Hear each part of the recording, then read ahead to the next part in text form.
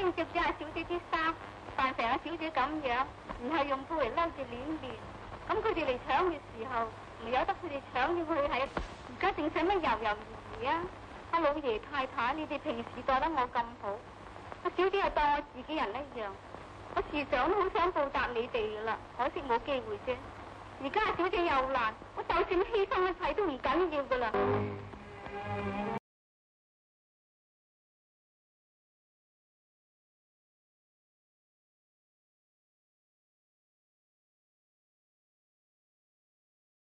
小姐，我講俾你知啊，老爺太太係同你議婚事啊，你就嚟做新娘你啫，所以我特意嚟向你恭賀啊嘛。